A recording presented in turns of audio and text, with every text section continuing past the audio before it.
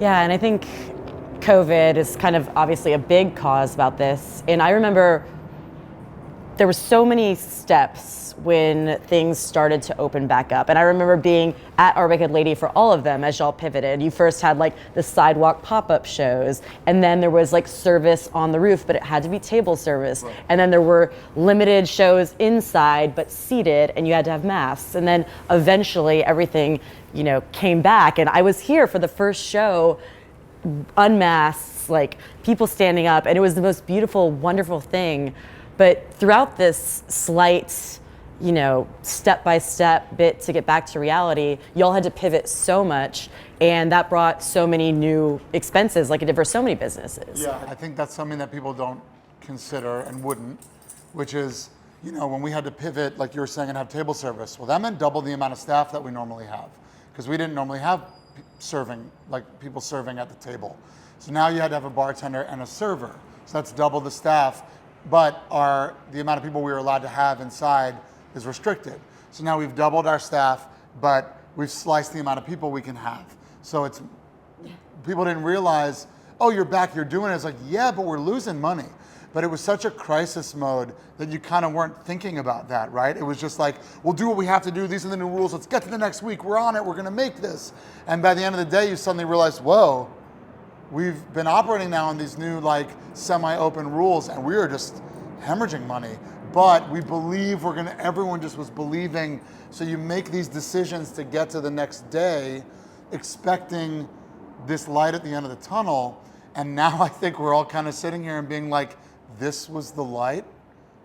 We're here. This is it. Like, this is saving. This is not fixing what we had to do. Yeah. Oh, when COVID first hit, and we went to our respective hiding places, and everyone's trying to figure out what the fuck was going on. Zach and I were calling each other every day and being like, what are we doing? Are we closing? Are we done?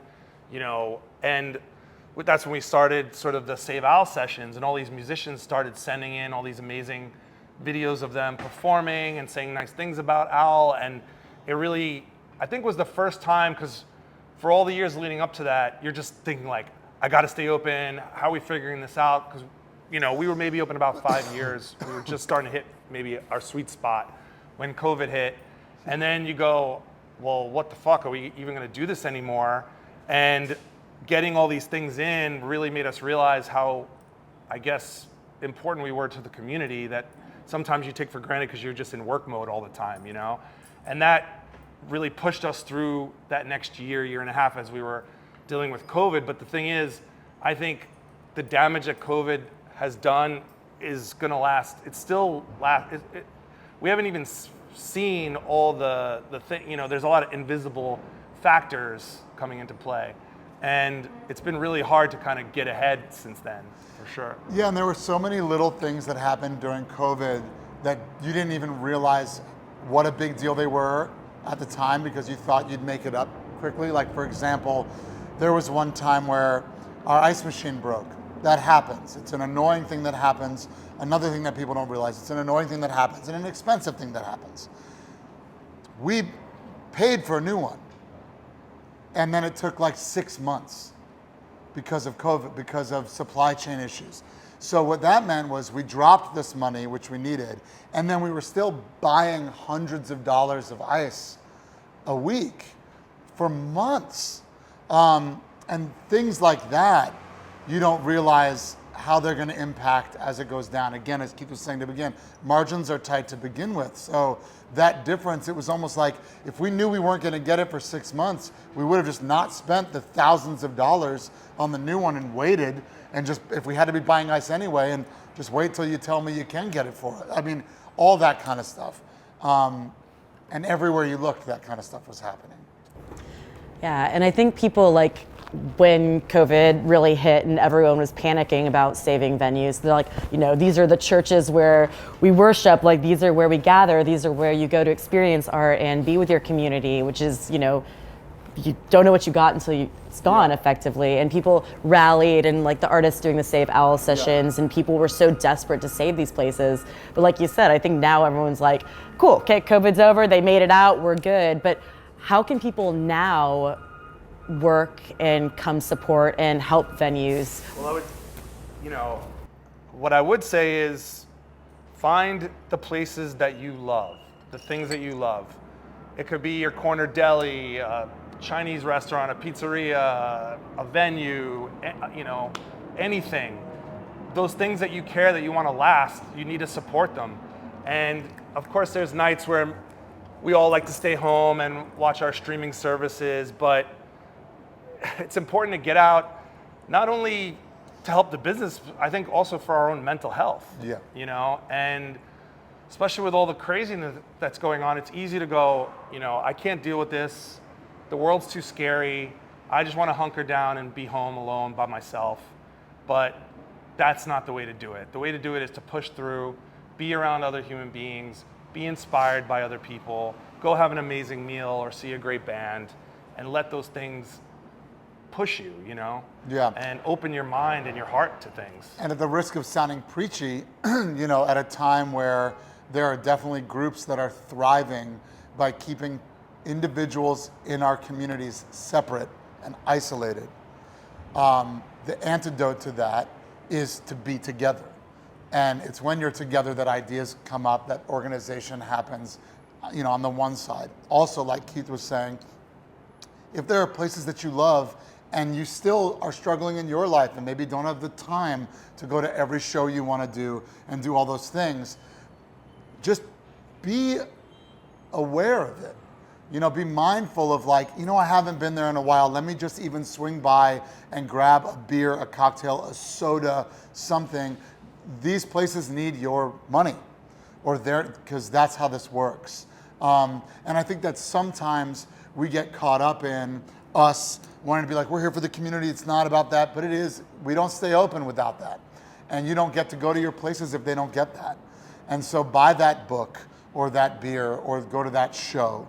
And you can leave the show if you're exhausted, but show up, be present, and support, or these places are all gonna go. And I think one of the things to keep in mind, specifically with venues, is that it all trickles down, right? I mean, it's not just about us running this place or owning this place.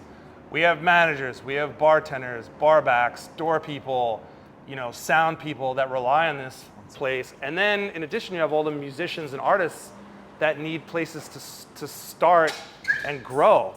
The small venues are integral to supporting the arts and artists at the very beginning of their journeys, And there's nothing I like to see more than watching a band where I'll be like, there's something with this band.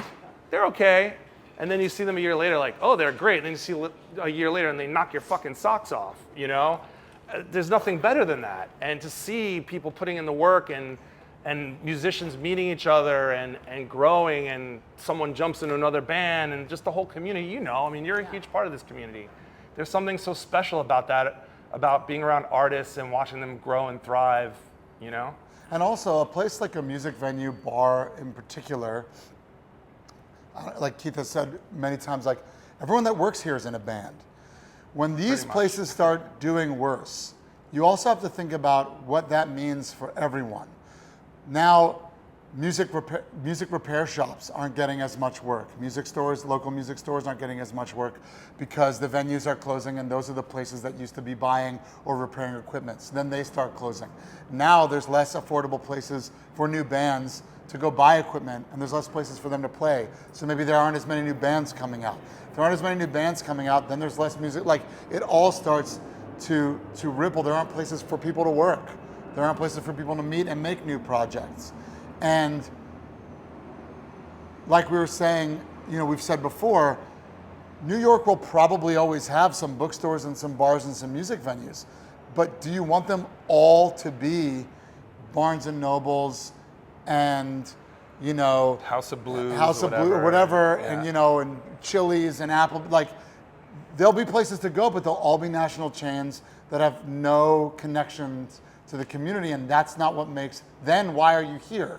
Why is it any different than anywhere else? Except it's more expensive. A giant strip mall. Yeah. Yeah. And don't get me wrong, I love a good mall. That's not why I'm in Brooklyn. I travel for those. I check them out on vacation. New Jersey. Yeah, that's exotic.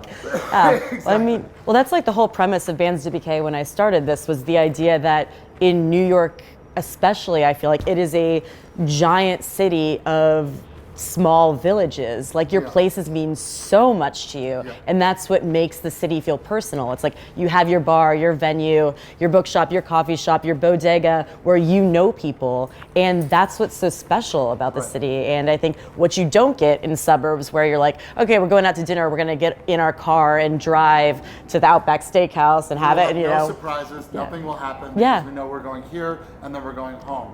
Whereas in a city like New York, it's an adventure. Because anything, you know, you could meet those friends, you could see someone you know on your way to Our Wicked Lady, and where are you going? We're going there, or then we'll go here, and then the wealth gets spread.